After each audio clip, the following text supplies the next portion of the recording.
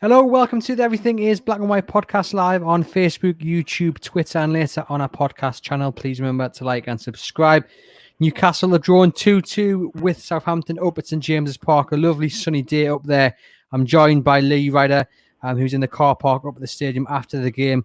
Lee, just sum up your thoughts on what was a very eventful game. Well, yeah, I mean, the way the game started, you didn't expect it to have this final outcome, but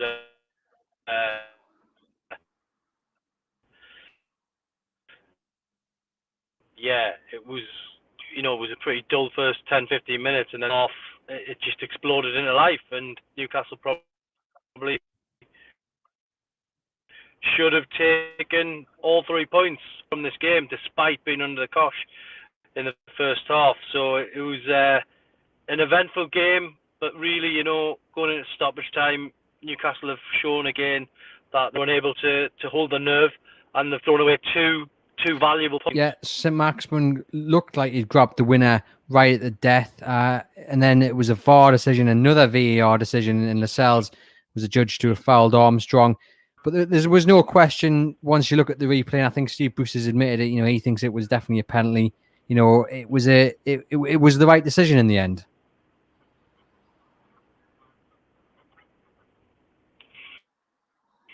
Yeah, I mean, look, it's been given, and they've checked it.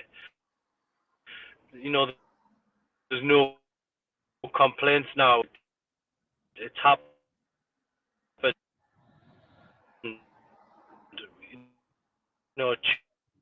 shouldn't have. They shouldn't have got into that position really, because they've taken the lead twice in the second half, despite playing like the away team for long periods. But ultimately, they go. I said it when the fixture list originally comes through games, because of the run of game, extremely disappointing, and the fans. Yeah, I think we've seen a breaking point today in the first half with the fans.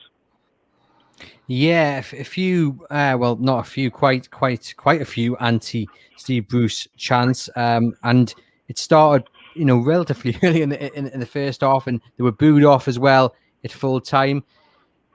How much pressure does that put Steve Bruce under to get a result against Manchester United, and then the following home game after that? Because I mean, there were a lot of chants, and it was very audible.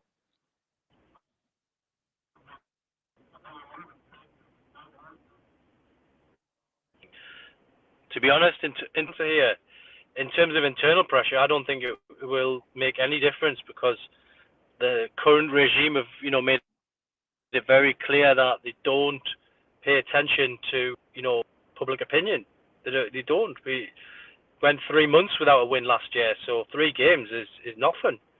Is nothing to them. They were all there today. Mike Ashley's close aides, they were there today to watch the game, and I think it'll probably be deemed in their eyes as a bad luck story. We're getting used to now writing games off. So Man United away, Ronaldo's debut, it's almost like there's a ready-made excuse there if they lose that one. Then it's Leeds at home on the Friday night. That there's a lot more emphasis on that game.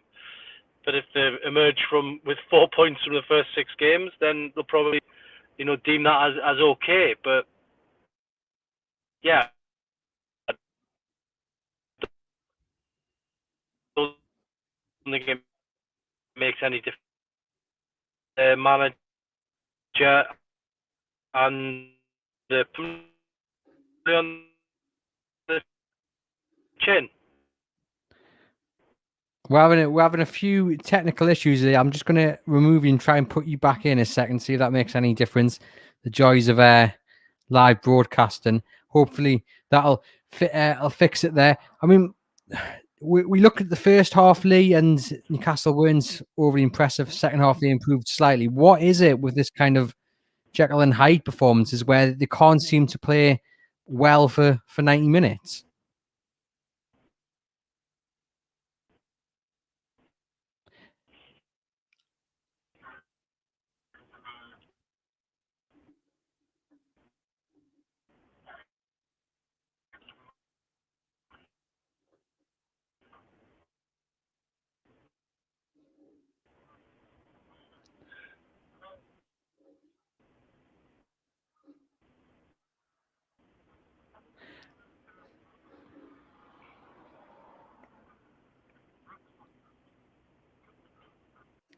Yeah, I think we've got a bit of a technical issue there, so bear with us. We do apologise with that, but like we said, Newcastle have drawn 2-2 with Southampton. So Alan St. Maximin scored right at the death to make it 2-1 to Newcastle, and then a penalty within the last minute of injury time from James Ward-Prowse drew the scores level, and Newcastle have gone in the international break without a win this season, which will be disappointing for Steve Bruce, but better to draw this game than lose. I was outside the stadium beforehand, and there was a lot of optimism. It was a lovely sunny day. People were thinking that Newcastle were going to get the better of Southampton. Unfortunately, they didn't. But it didn't appear to play too well. And yeah, like I say, the positive you take from that is that Newcastle didn't lose today. Callum Wilson's already been discussing the result. Speaking to the media, Callum Wilson scored the opener header, probably against the run of play as well. And he said to Match of the Day that it's crazy. Football is harsh at times. And he was talking about that last minute equaliser. And he says things aren't going our way for the minute, but we have to dig in over the international break. You're always vulnerable when you've just scored. But as professionals, they shouldn't be nicking it later on like that. We've had enough chances in this game. We're conceding too many goals at the minute. We need to work hard to make sure that stops, because it's disappointing when you score what should be a last-minute winner and then gets taken away. Lascelles has tried to stop a last-minute goal. We're all behind him, and we stand together as a team. There doesn't seem to be any complaints about that VAR decision, because it was the right decision once you look at the replays and what have you. So, yeah, it's unfortunate that Newcastle going to this international break still searching for a win. And the pressure, like we say, from the fans at least, on Steve Bruce kind of went up a notch. It was very audible, these anti-Bruce chants early in the first half. They were booed off. Steve Bruce was asked about that. He said they're entitled to their opinion. The first half wasn't good enough. I will accept that. At the end of the day, Newcastle need a victory, and that's what they didn't get today. And, like Lee mentioned there, they'll be going into that game against Manchester United knowing that Ronaldo is potentially opposition, and it's going to be a very important game, that one, and one not to fear. But today, Armstrong and Che Adams didn't get the better of the likes of Cher and Lascelles and Fernandes. Not for the want to try, and there were a few chances, and Southampton definitely had the better chances in the first half, and probably should have been 2, if not 3 goals up. There was a few hairy moments for Newcastle. A couple of sitters were missed, and you did wonder just how Southampton weren't ahead. But maybe Lady Luck was on the side of Newcastle in terms of not conceding those goals. Moussa Djenepo should have scored twice, but he spurned 2 really good chances when Freddie Woodman was probably there to be beaten. And Newcastle managed to go in that first half level, that half-time level. Wilson then put Newcastle ahead with a header, and it got the last minute. St. Maximin thought he'd won it. The crowd went absolutely crackers, only to see Newcastle concede right at the end. And it just a big blow, massive blow to Newcastle and what they're trying to achieve here. And just, it's disappointing not to see them pick up a victory. But as history shows, Newcastle tend to start the season slowly. Whatever you think about Steve Bruce, it's been something of a recurring theme over recent years where they have started the season very, very slowly. So, going out with a couple of Burnley doesn't help. Facing Manchester United in a couple of weeks' time doesn't help. And you do wonder just where the points are going to come from, because these are the kind of games you've got to be beating the teams around you. Newcastle have failed to do so here. Wilson, there in the comments, has laid down the challenge to Newcastle to work on things over the international break, to tighten up at the back. They did lack a little bit of creativity. There was times when Newcastle were going forward and there were very few bodies to hit, very few people to pick from. So that's something they've got to work on. And what did stand out today was that over-reliance on St. Maximin and Callum Wilson. And you do fear that if the teams that Newcastle are facing get the better of Newcastle and work out how to stop them, so whether they just give Alan St. Maximin a bit of a kick, whether they the double up on the likes of Callum Wilson, then you do wonder where's the threat going to come from, because there does seem to be only one plan, that is to give it to maximum. Hope he does something. Hope Callum Wilson gets across into the box and puts it away. And it's one of those. What we'll do here, Lee sent a video in, so we'll finish off with Lee Ryder's views on today's game. Well, on a day when Newcastle really needed 3 points, they managed to emerge with just one, and it was it come in very disappointing circumstances, really. First half was, it was all Southampton.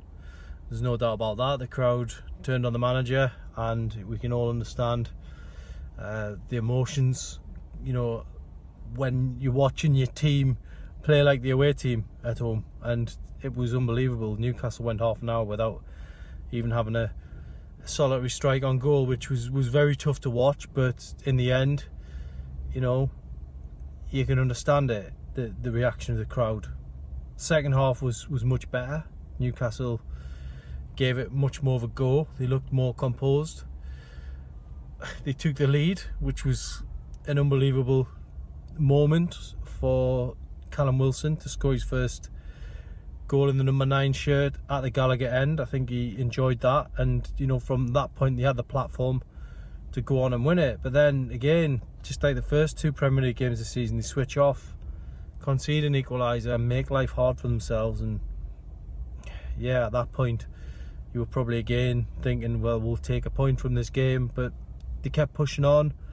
Joe Linton made a good run in the box. Fraser had one cleared off the line, and St Maximin smashed in. And yeah, 2-1 in stoppage time. I genuinely thought Newcastle had won it.